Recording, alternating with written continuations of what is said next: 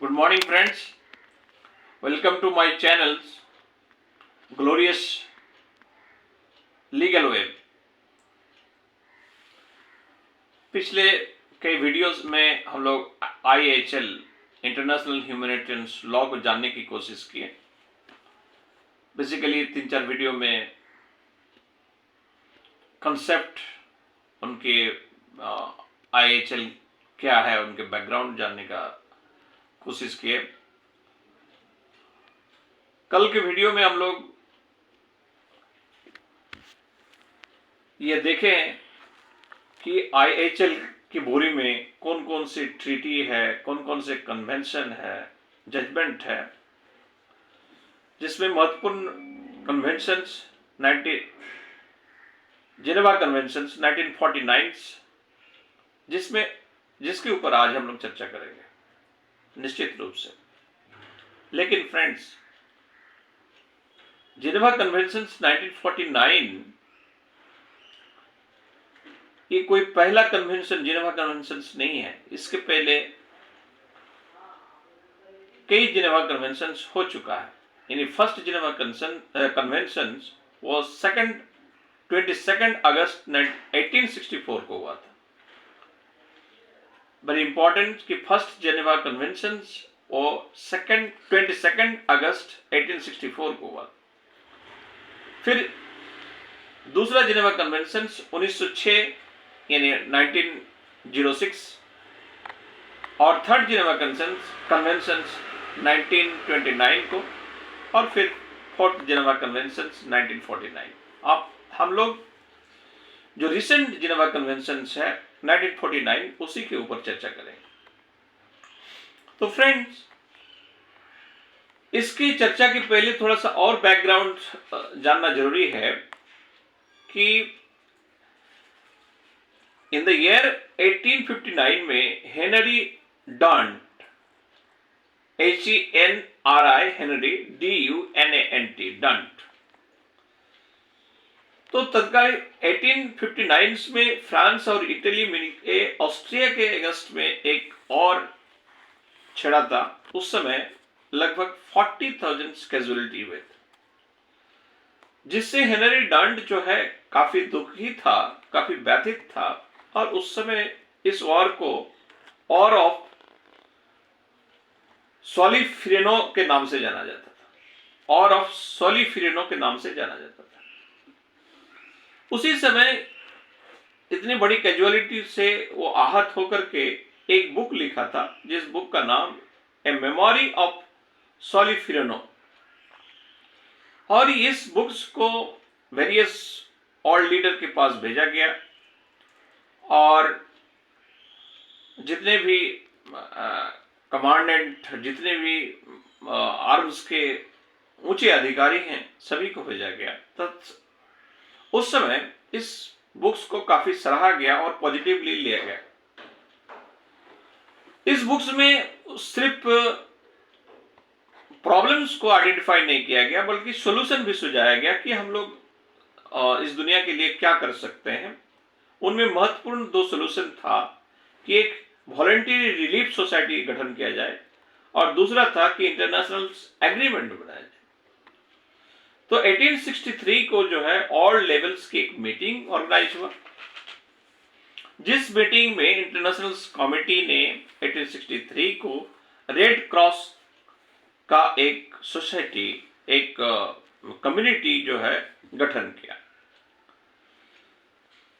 जो permanent relief agency, और दूसरा जो है ट्रीटी ऑफ वॉरफेयर के नाम से जो है काम करेंगे। इस तरह की बात कहेगी। अब हम लोग आते हैं कि आज के परिप्रेक्ष्य में जो हम लोग 24th जिनेवा कन्वेंशन में है, इस कन्वेंशन में हमारी कंट्री यानी इंडिया जो है 9 नवंबर 1950 को जो है एग्रीमेंट साइन किया, whereas हमारे पड़ोसी देश पाकिस्तान 12 जून 1951 को ये जो है अपना ट्रीटी साइन किया। तो हमारे जो जिनेवा कन्वेंशंस का जो मेन मकसद है वो क्या है कि हमारी जो नॉन कम्बेटेंट प्रोटेक्शंस को लागू करना, यानी ऐसे कोई आदमी जो सिविलियन है, जो डायरेक्टली और में इन्वॉल्वमेंट नहीं है, तो उसको जो है के ऊपर कोई अटैक ना किया जाए, या नॉन कम्बेटेंट को प्रोटेक्शन दिया जाए, जैसे घायल बच्चे, बूढ़े, बीमार, प्रेग्नेंट वोमेन, और ऐसे आदमी जो नॉट डायरेक्टली इन्वॉल्व और पार्टिसिपेंट इन द वॉर, उसको प्रोटेक्शन दिया जाए। इसके अलावा हमारे पत्रकार, हमारे डॉक्टर्स, इन सबको प्रोटेक्शन की बात आए। अब हम लोग आते हैं कि रिसेंट जो हमारे अभी के परिप्रेक्ष्य में हम जानते हैं कि हमारे एक्सटर्नल अफेयर्स के स्पोक पर्सन रवीश कुमार ने 27 फरवरी 2019 को डिक्लेयर किया कि MiG-21 को जो है हमारे पड़ोसी देश पाकिस्तान मार गिराया, अटैक किया। तो उनके जो पायलट थे अभिनंदन, उनको पकड़ लिया। तो क्या ये युद्धबंदी होंगे? तो यहाँ इस जेनेवा कन्वेंशन के आर्टिकल 2, 4, 13, 18 अप्लाई हो जाते हैं। तो यहां पे हम लोग इस कन्वेंशन को, आर्टिकल्स को इलैबोरेटली देखेंगे। तो यह क्या है कि आर्टिकल 18 कह रहा है कि नो डिले ऑफ रिलीज, और दूसरा है कि जब आप किसी को युद्धबंदी बना लेते हैं तो उसको आपको कोई टॉर्चर नहीं करना है, उसको अच्छे से रखना है। आप उससे इंफॉर्मेशन, सिर्फ 4 इंफॉर्मेशन ले सकते हैं। वो क्या है कि वो उसका नाम, उसका डिजिग्नेशन, उसका सीरियल नंबर और उसका रैंक। लेकिन पाकिस्तान ने क्या किया था कि उनके इंफॉर्मेशन की हमको बहुत अच्छे से रखा, बहुत सारे चीज उनसे अच्छे अच्छे बात कहला के उसको, उस इंफॉर्मेशन को पब्लिसिटी के लिए सर्कुलेट कर दिया। तो ये जिनेवा कन्वेंशन का उल्लंघन था, तो बाद में उसको वो डिलीट करना पड़ा था।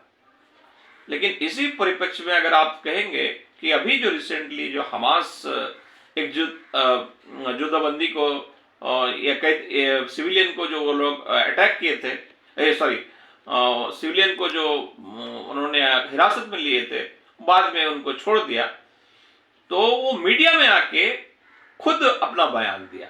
तो ये जिनेवा कन्वेंशन का उल्लंघन नहीं है, क्योंकि वो खुद वो अपनी बात रखी।